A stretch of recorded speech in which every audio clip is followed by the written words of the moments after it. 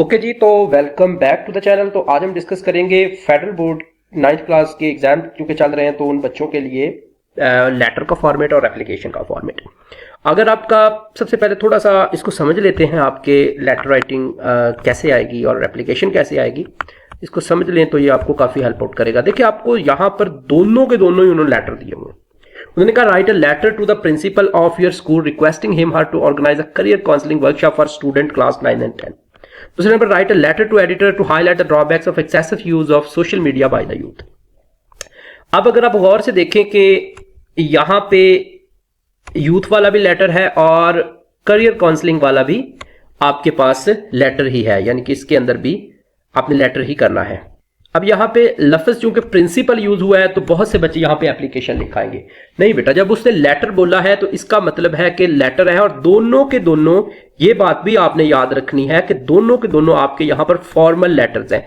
दोनों में से कोई एक भी इनफॉर्मल लेटर नहीं है। इनफॉर्मल जो चचा, ताई, बहन, वालिदा, वालिद या कोई भी रिलेटिव या दोस्त, अजीज वगैरह को आप लिखते हैं ना, उसको इनफॉर्मल कहते हैं। उसके और फॉर्मल लेटर जो किसी ऑफिशियल अथॉरिटी को, जो किसी एडिटर को लिखा जाएगा या किसी प्रिंसिपल को लिखा जाएगा या किसी गवर्नमेंट के ऑफिशियल को लिखा जाएगा, तो इनमें से जो भी आपके पास होगा ना, वो सारे का सारा जो आप लिखेंगे ना बच्चे, तो उसका फॉर्मेट अलग होगा।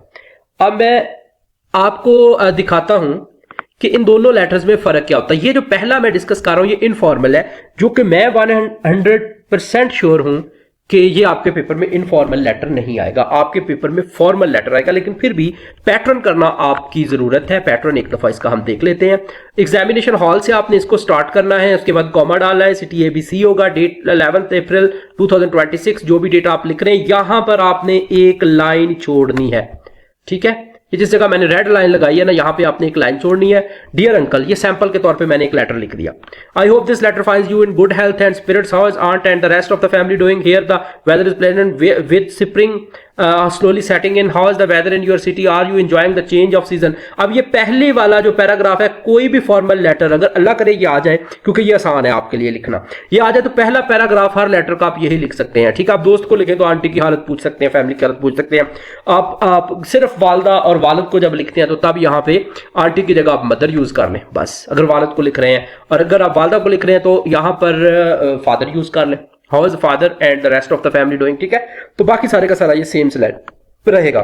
I recently received a wonderful gift you sent me for my birthday. I was deeply touched by your thoughts and this and that blah blah blah, जो भी लिखा हुआ है। लास्ट पे कुछ बच्चे यहीं से लिखना शुरू कर देते हैं, से pay my regards या thanks you once again for the kindness and thoughtfulness. I look forward to seeing soon.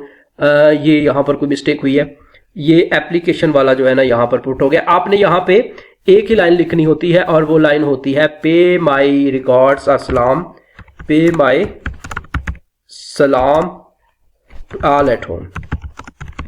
लेकिन ये बेटा आपने अगली लाइन में लिखना होता है। यहां पे आपका लेटर एंड हुआ, यहां पे आपने ये लिखना है। उसके बाद अब ये रहा नहीं है, लेकिन यहां पे जिस जगह ये मैं रेड लाइन लगा रहा हूं, आपने एक लाइन छोड़कर योर्स अफेक्शनेटली लिखना होता है, ये आपका प्यारा। ये आपने अफेक्शनेटली ही लिखना होता है जब भी किसी फैमिली मेंबर को लिखेंगे। जब दोस्त को लिखेंगे तो अफेक्शनेटली की जगह सिंसियरली आ जाएगा। ठीक है, तो आगे आ जाए जी। आपके पास दूसरा है जी फॉर्मल लेटर। उम्मीद करता हूं ये वाला फॉर्मेट है, इसके आपके 3 नंबर होते हैं, ये और ये। ठीक है, ये फॉर्मेट होता है, इसके अलग से 3 नंबर होते हैं, लेकिन बॉडी लिखी हो तो 3 नंबर मिलते हैं, अदरवाइज वो 3 नंबर भी नहीं देते। तो कुछ ना कुछ आपने लिखना जरूर है कि ये ना हो कि सिर्फ फॉर्मेट लिख के आ जाए। ठीक है, उसके बाद आ जाएंगे राइटिंग, लेटर राइटिंग फॉर्मेट। अब आपका है जी फॉर्मल लेटर। ये वाला लेटर आपके यहां पर दोनों जगहों पर आया हुआ है फॉर्मल, और उम्मीद है कि आपके पेपर में भी फॉर्मल लेटर ही आएगा। इसके बाद मैं आपको इंपॉर्टेंट लेटर भी बताता हूं इस वीडियो के अंदर के कौन कौन से हैं। ठीक है, अब देखिए examination hall city ABC date 11 April, वही ये वाला फॉर्मेट सारे का सारा फॉर्मल लेटर वाला। अब यहां पर एक लाइन आपने छोड़नी है, और वो लाइन छोड़ने के बाद बेटा डबल एड्रेस आएगा इसमें। ये उस बंदे का एड्रेस है जिसको आप लेटर लिख रहे हैं, the editor news ABC city XYZ। अब अकॉर्डिंगली ये चेंज हो जाएगा। अभी हम न्यूज एडिटर को लिख रहे हैं, ठीक है, तो यहां पर द एडिटर न्यूज ABC आ गया। अगर मैनेजर को लिख रहे हैं द मैनेजर, आगे होटल ABC आ जाएगा। अगर प्रिंसिपल को लिख रहे हैं द प्रिंसिपल कॉलेज ABC आ जाएगा, जैसे ऊपर आपको प्रिंसिपल वाला लेटर दिया हुआ है। तो ये सारे का सारा ये वाला अकॉर्डिंगली आपका चेंज हो जाएगा। उसके बाद एक लाइन छोड़कर आपने सब्जेक्ट लिखना है और सब्जेक्ट के दरमियान इतना डिस्टेंस देना आपके लिए जरूरी है और सब्जेक्ट को अंडरलाइन भी आपने करना है, ठीक है। उसके बाद यहां पर एक लाइन छोड़ें और आगे सर लिखें। बच्चे देखें डियर सर कभी नहीं लिखते, रिस्पेक्टेड सर या सिंपल सर, ठीक है। उसके बाद ये आपने I am writing to bring your attention to the alarming violation of कोविड-19 safety protocols in my area which is putting the lives of many at risk. आगे ये सारे का सारा आपने बातें लिख देनी है। उसके बाद लास्ट पे चले जाए, request that you highlight this critical issue on your publication to bring attention to the urgent need for action.